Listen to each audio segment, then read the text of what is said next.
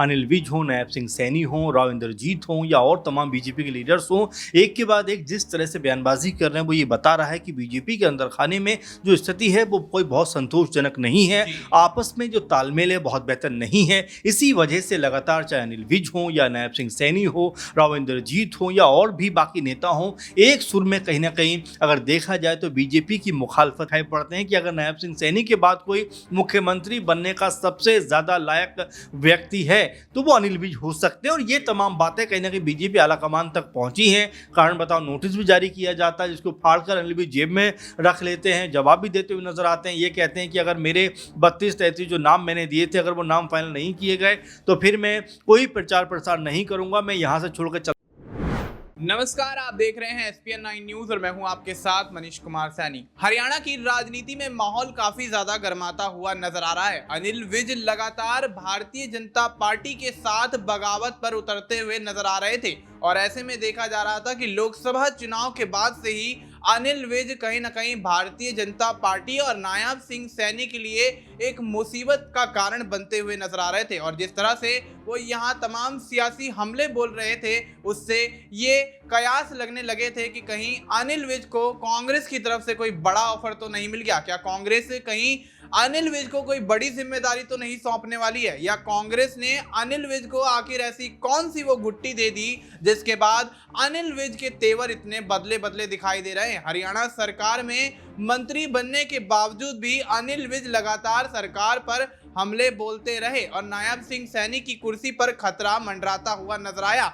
अभी कुछ समय पहले ही हरियाणा के बीजेपी प्रदेश अध्यक्ष मोहन लाल बड़ौली ने अनिल विज को कारण बताओ नोटिस भेजा था, जिसके बाद अनिल विज ने उसका जवाब भी दिया। लेकिन उसके बाद भी अनिल विज लगातार अपने पुराने अंदाज में ही नजर आते रहे और अब हाल ही में अनिल विज ने भारतीय जनता पार्टी और नायब सिंह सैनी की जमकर तारीफें कर दी हैं। अब ऐसे में यहाँ ये कयास लगने लगे हैं कि क्या ये तारीफ दिखावटी है, क्या अनिल विज नोटिस मिलने के बाद से भारतीय जनता पार्टी के आलाकमान से घबरा गए हैं, या फिर अनिल विज किसी नई रणनीति के तहत अब यहाँ काम करने की शुरुआत कर चुके हैं। क्या अनिल विज आने वाले समय में बगावत करेंगे? तमाम ऐसे सवाल यहाँ पर निकल कर आ रहे हैं जिससे कहीं ना कहीं भारतीय जनता पार्टी की हरियाणा में बनी सरकार की मुश्किलें भविष्य में बढ़ती हुई नजर आ सकती हैं। इस मुद्दे पर विस्तार से चर्चा करेंगे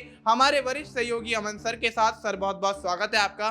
सर किस तरह से देखते हैं अनिल विज जो लगातार 7 बार से अंबाला कैंट से विधायक हैं, 2 बार निर्दलीय भी चुनाव लड़ा और निर्दलीय चुनाव लड़ने के बावजूद भी अंबाला कैंट से बड़ी जीत हासिल करते हैं, और ऐसे में निकाय चुनाव से पहले जिस तरह से अनिल विज ने जो बगावती सुर यहां पर दिखाए, जो भारतीय जनता पार्टी के खिलाफ माहौल बनाया, नायब सिंह सैनी को अपनी कुर्सी का खतरा सताने लगा, और ऐसे में अब अचानक अनिल विज का नायब सिंह सैनी की तारीफ कर देना किस ओर इशारा करता हुआ नजर आ रहा है? देखिए बिल्कुल हरियाणा की राजनीति की हम लगातार चर्चा भी कर रहे हैं, बात भी कर रहे हैं और लगातार जो स्टेटमेंट वहां से निकल के सामने आ रहे हैं वो बीजेपी को कहीं ना कहीं डरा भी रहे हैं, परेशान भी कर रहे हैं। क्योंकि जरा आप देखिए कि अनिल विज हो, नायब सिंह सैनी हो, राव इंद्रजीत हों या और तमाम बीजेपी के लीडर्स हों, एक के बाद एक जिस तरह से बयानबाजी कर रहे हैं वो ये बता रहा है कि बीजेपी के अंदर खाने में जो स्थिति है वो कोई बहुत संतोषजनक नहीं है। आपस में जो तालमेल है बहुत बेहतर नहीं है। इसी वजह से लगातार चाहे अनिल विज हो या नायब सिंह सैनी हो, राव इंद्रजीत हो या और भी बाकी नेता हों,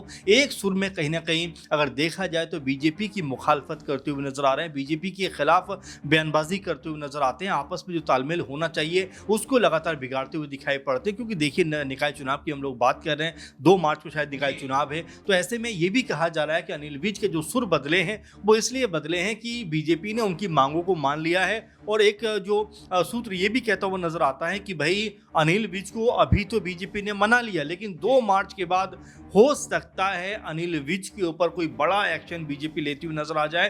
क्योंकि जिस तरह से खुलेआम उन्होंने मुख्यमंत्री को लेकर जो धड़ाधड़ बयानबाजी की है, एक के बाद एक जो बातें उन्होंने सामने रखी हैं, वो इस बात की तरफ इशारा कर रहे हैं मनीष कि क्या अनिल विज खुद मुख्यमंत्री की चाह में अनिल जो नायब सिंह सैनी हैं उनके इमेज को खराब करना चाहते हैं, उनके खिलाफ जिस तरह की बयानबाजी करते हैं, आरोप लगाते हुए नजर आते हैं कि भाई मुझे चुनाव में अगर किसी ने हरवाया तो वो हरवाने का प्रयास किया तो वो नायब सिंह सैनी है। इस तरह का बड़ा आरोप और गंभीर आरोप कह सकते हैं कि वो अपने मुख्यमंत्री के ऊपर लगाते हैं। साथ में ये भी कहते हुए नजर आते हैं कि भाई जी इनके बारे में तो कुछ मत पूछिए, ये तो हेलीकॉप्टर में बैठ के यहाँ से वहाँ घूमते रहते हैं, उड़न खटोले में यहाँ से वहाँ जाते रहते हैं। यानी एक तरीके से वो तंज कसते हुए नजर आते हैं कि जो कह सकते हैं नायब सिंह सैनी हैं वो राज्य को ठीक प्रकार से नहीं चला पा रहे हैं और अपनी संभावनाएं कहीं ना कहीं तलाशते हुए दिखाई पड़ते हैं कि अगर नायब सिंह सैनी के बाद कोई मुख्यमंत्री बनने का सबसे ज़्यादा लायक व्यक्ति है तो वो अनिल विज हो सकते हैं। और ये तमाम बातें कहीं ना कहीं बीजेपी आलाकमान तक पहुँची हैं।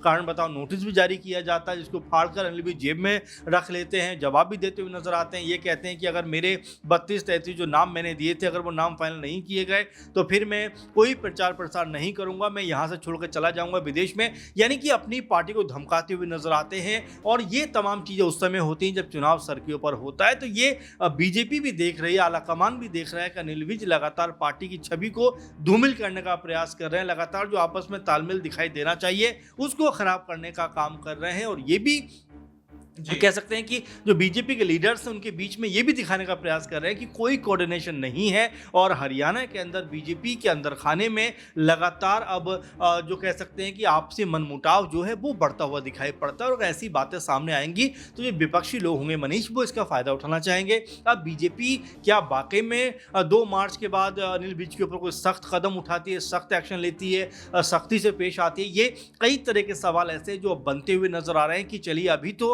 अनिल विज को छोड़ दिया गया है क्योंकि उन्होंने अपने मुख्यमंत्री के खिलाफ जिस तरह के शब्दों का प्रयोग किया है बीजेपी को वो पच नहीं रहा है, हजम नहीं हो रहा। और कई लोग तो ये भी कहते हुए नजर आते हैं मनीष कि अनिल विज जो है वो कांग्रेसी नेताओं के कहीं ना कहीं उनकी तरफ से इस तरह की बयानबाजी करते हुए नजर आ रहे हैं। यानी कि अनिल विज बीजेपी में तो हैं लेकिन कांग्रेस पार्टी के नेताओं के संपर्क में हैं, इसीलिए वो इस तरह की बयानबाजी कर रहे हैं। और इस बयानबाजी के बाद हो सकता है बीजेपी के अंदर खाने में टूट पड़ती हुई नजर आ जाए। जी बिल्कुल। तो ऐसे में अब अनिल विज जिस तरह से बयानबाजी कर रहे हैं उसको देखकर यही कयास लग रहे हैं कि अनिल विज का संपर्क कहीं ना कहीं कांग्रेस पार्टी से हो गया है। लेकिन क्या यहाँ पर अनिल विज द्वारा सुझाए गए 32 नाम जो कि निकाय चुनाव में जाने वाले हैं उनको लेकर अगर यहाँ पर कोई ऐसा फैसला नहीं आया जो परिस्थिति के अनुकूल हो, जो कहीं ना कहीं अनिल विज को संतुष्ट करता हो, तो अब ऐसे में क्या अनिल विज यहाँ पर अपनी ही पार्टी के खिलाफ उतर जाएंगे?